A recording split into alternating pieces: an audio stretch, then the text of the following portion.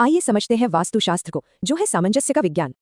अच्छा, कभी सोचा है कि कोई भी बिल्डिंग, कोई घर या ऑफिस बनाना, क्या ये सिर्फ एक कला है या फिर इसके पीछे कोई गहरा विज्ञान भी छिपा है? क्या ऐसा हो सकता है कि हमारे आसपास की जगहें हमारी पूरी जिंदगी पर, हमारी किस्मत पर असर डालती हों? चलिए आज इसी प्राचीन ज्ञान की परतों को खोलते हैं और इसे समझते हैं। तो सबसे पहला और सबसे जरूरी सवाल, आखिर ये वास्तुशास्त्र है क्या? देखिए, ये सिर्फ घर बनाने का कोई कोई तरीका या स्टाइल नहीं है। सच तो ये है कि ये उससे कहीं ज्यादा गहरा है। अगर इसे सीधे शब्दों में कहें तो वास्तुशास्त्र वास्तुकला का एक परंपरागत भारतीय विज्ञान है। इसका पूरा आधार, इसकी नींव ही इस बात पर टिकी है कि प्राकृतिक शक्तियों और 5 खास तत्वों के बीच एक बैलेंस, एक संतुलन बनाया जाए, ताकि इंसान और कुदरत के बीच एक गहरा सामंजस्य स्थापित हो सके।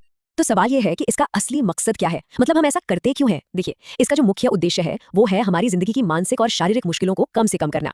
ये लोगों और प्राकृतिक दुनिया के बीच एक ऐसा तालमेल बिठाने की कोशिश है जो हमारे घरों, दफ्तरों और यहाँ तक कि मंदिरों के डिजाइन को भी एक सही दिशा देता है। ठीक है, संतुलन की बात तो हो गई, पर सवाल ये है कि ये संतुलन बनता कैसे है?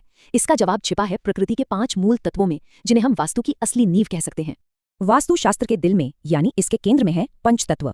जी हाँ, यही वो प्रकृति के 5 मूल तत्व हैं जिनके सही तालमेल पर, सही बैलेंस पर सब कुछ, लिटरली सब कुछ निर्भर करता है। तो ये पंचतत्व है कौन कौन से? सबसे पहले आकाश, यानी स्पेस, जो विस्तार और नए मौकों का प्रतीक है। फिर है वायु, हवा, जो गति और जीवन में बहाव को दिखाती है। इसके बाद है अग्नि, आग, जो ऊर्जा और बदलाव की शक्ति है।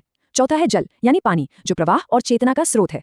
और आखिर में पृथ्वी, हमारी धरती, जो स्थिरता और संतुलन का आधार है। वास्तुशास्त्र असल में इन्हीं 5 शक्तियों को किसी भी जगह पर बैलेंस करने का विज्ञान है। तो अब जरा सोचिए, क्या होता है जब ये तात्विक शक्तियां, ये 5 तत्व एकदम सही बैलेंस में होते हैं, और क्या होता है जब ये बैलेंस बिगड़ जाता है? हमारी जिंदगी पर इसका असर आखिर पड़ता कैसे है?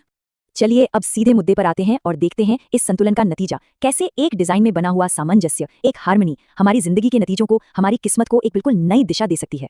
यहाँ देखिए, संतुलन और असंतुलन के परिणाम कितने अलग, कितने जमीन आसमान के फर्क वाले हो सकते हैं। एक तरफ है नेगेटिव वास्तु, जहाँ असंतुलन है वहाँ आर्थिक नुकसान, खराब सेहत और संघर्ष आता है। और वहीं दूसरी तरफ है पॉजिटिव वास्तु, जहाँ संतुलन है वहाँ आर्थिक लाभ, अच्छी सेहत और नए नए मौके चल कर आते हैं। ये फर्क वाकई बहुत बड़ा है। अगर हम नेगेटिव नतीजों की बात करें तो ये जिंदगी में कई तरीकों से सामने आ सकते हैं, जैसे कि लगातार पैसों की तंगी बनी रहना, बिजनेस में नुकसान होना, बार बार सेहत का खराब होना या कोई ना कोई दुर्घटना होते रहना, घर परिवार में झगड़े बढ़ जाना, और यहाँ तक कि दिमागी तनाव, चिंता और रातों की नींद का उड़ जाना। और अब इसके ठीक उलट पॉजिटिव वास्तु के नतीजे देखिए, जो जिंदगी में एक नई उम्मीद जगा देते हैं, जैसे कि पैसों की हालत में तेजी से सुधार आना, कहीं से अचानक धन या प्रॉपर्टी का फायदा हो जाना, शोहरत मिलना और समाज में मान सम्मान बढ़ना, और इन सबसे बढ़कर एक शांत और सुकून भरी जिंदगी। इतना ही नहीं, क्रिएटिव आइडियाज भी आने लगते हैं जो आगे चलकर नए फायदेमंद मौके बना देते हैं। लेकिन एक मिनट, वास्तुशास्त्र सिर्फ एक बिल्डिंग के डिजाइन तक ही सीमित नहीं है, बात इससे कहीं ज्यादा बड़ी है।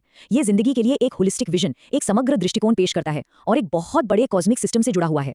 असल में बात यह है कि वास्तुशास्त्र को एक सहयोगी विज्ञान, यानी ज्योतिष शास्त्र या वैदिक एस्ट्रोलॉजी का ही एक हिस्सा माना जाता है। इसका मतलब साफ है, ये कहानी सिर्फ स्पेस या जगह की नहीं है, बल्कि उससे भी कहीं ज्यादा गहरी है।